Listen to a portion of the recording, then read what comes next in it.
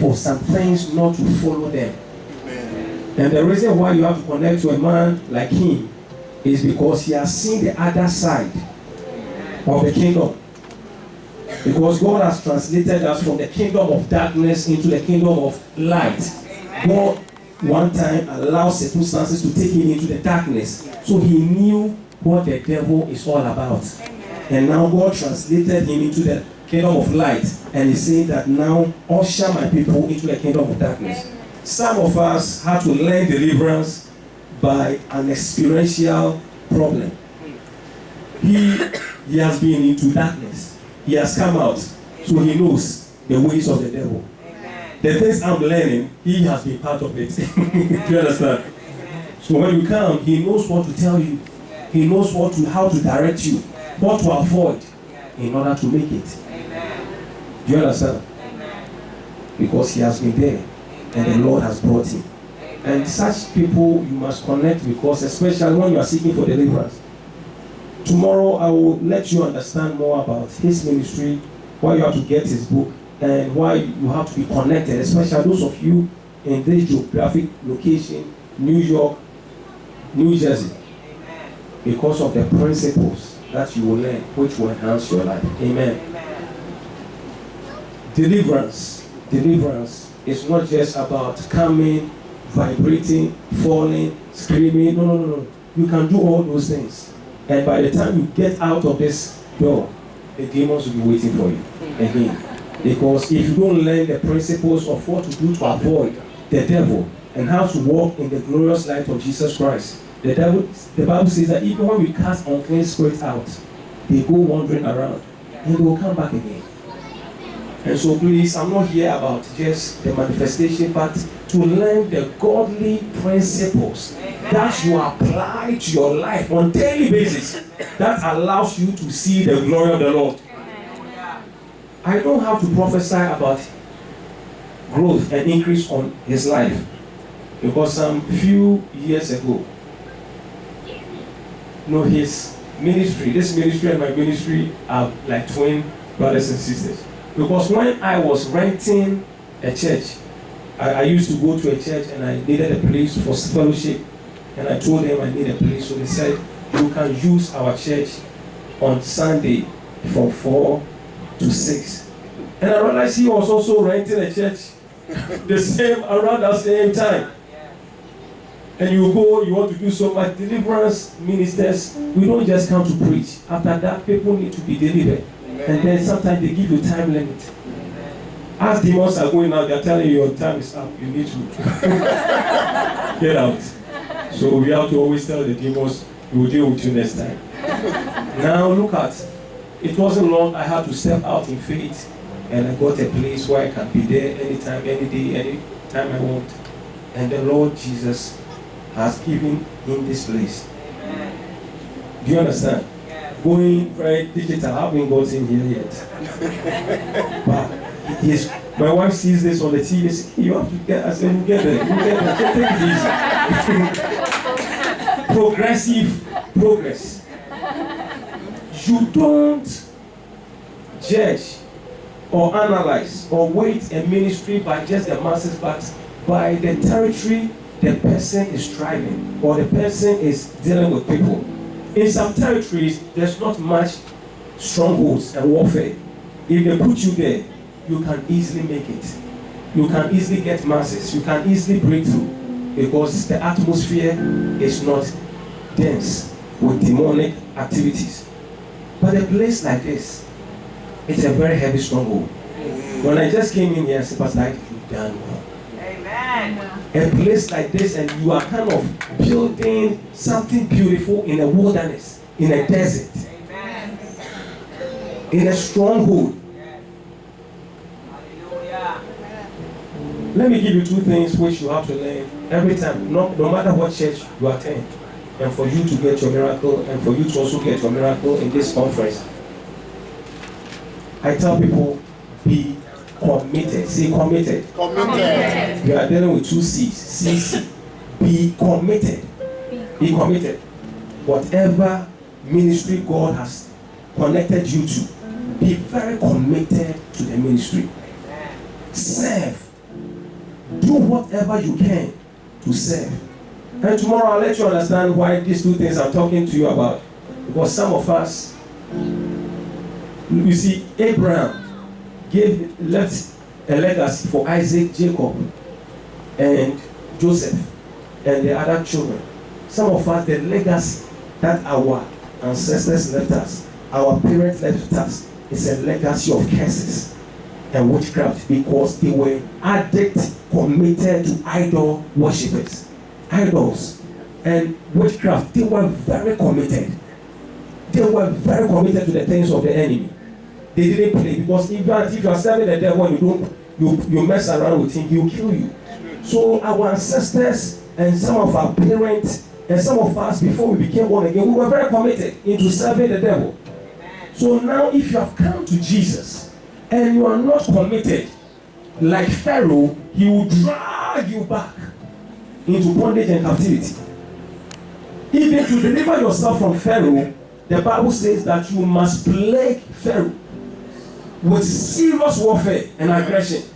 And even when Pharaoh has stubbornly refused and resisted, and after he can't take it anymore and said, now you can go, the Bible says that when the children of God left Egypt, Pharaoh told himself and his soldiers, let's go back and kill them and bring some back. And that's why some of us, sometimes we don't understand why we receive deliverance and then we go back into captivity, because you are not committed. And that commitment is you crossing the Red Sea and pressing on to the Canaan land. People are not committed. They will not give. They will not serve. They are not passionate. They are not zealous about Jesus. Pharaoh will bring you back. Pharaoh will bring you back. It doesn't matter how you vomit, how you scream, the demon. No.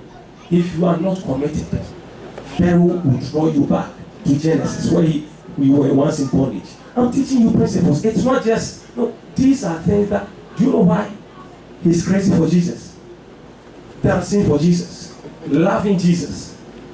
He knows where he's coming from, and he knows now that for him and his generation, because if you serve the devil once, to the third and fourth generation, but if you serve Jesus and serve him well, to the 1,000th generation, so now he is committed into being zealous about Jesus. And that's why you must create a new legacy for your generation, your posterity, your children, grandchildren, great-grandchildren, by your commitment in the house of God. Amen. Don't come to church to please Pastor ID, his wife, or anybody. Come because you love Jesus. Amen. Come because you say, Lord, I am committed in serving you. Amen. Deliverance, to understand deliverance, Pastor, God revealed to me, you must be like Mary Magdalene. When Jesus set her free, the Bible says that she held on to Jesus. Wherever Jesus was going, this woman was following Jesus, serving in any capacity she could, whether financially or any service.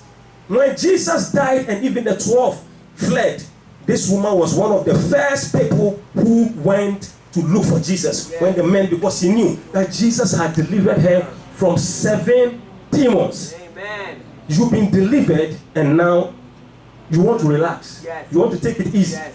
You don't want to serve the Lord. Yes. You want to serve God at your own pleasure, time, when you feel like. Yes.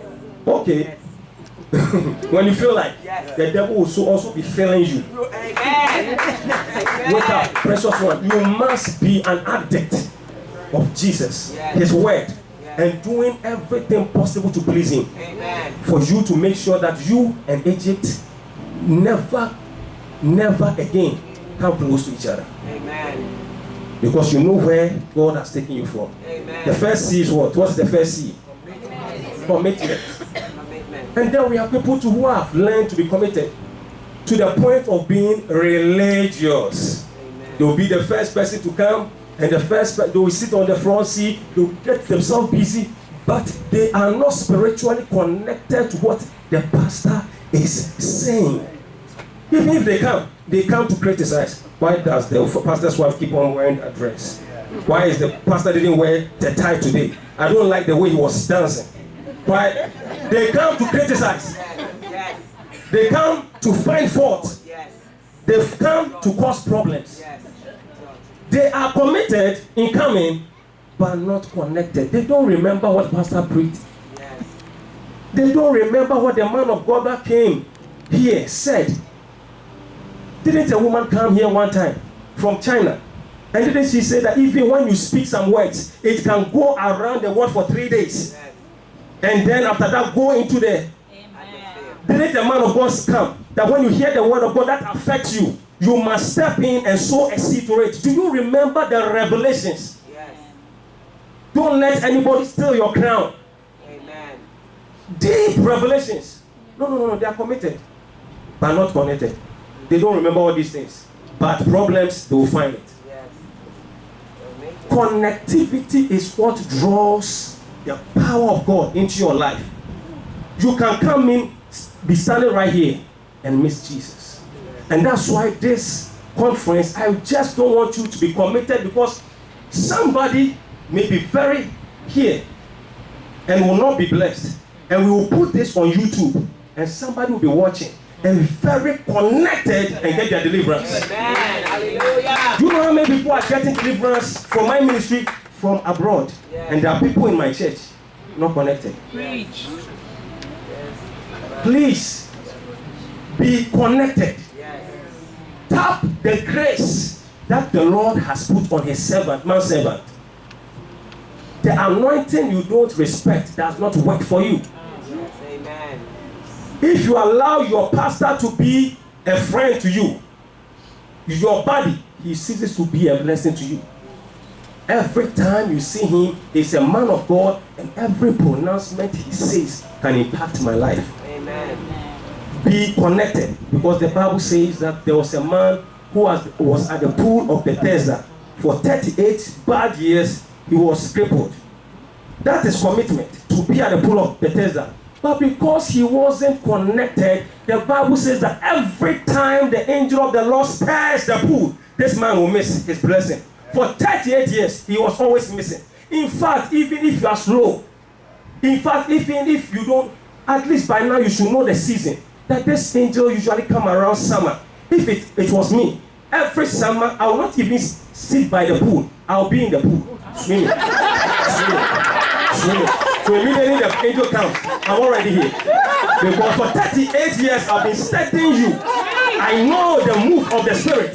And so I am aggressive in possessing my possession. Turn to somebody and say, I am possessing my possession. I am possessing my breakthrough. I am possessing my healing. I am possessing my deliverance.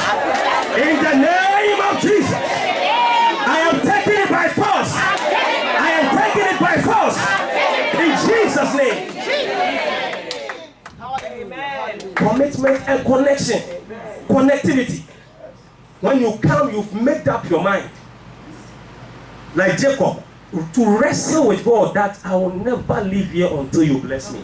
Lord, by the fact that I've just walked into this ministry, my problem is over. That is the faith I have. And even if the adventure I see the man of God, that is the end of my trouble. Let alone for him to lay his hands on me. That is double blessings.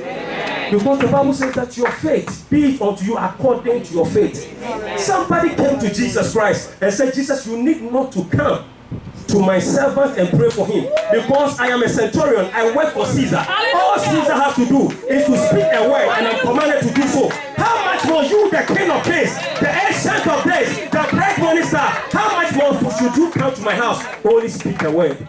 Jesus said that I've never seen great faith like this.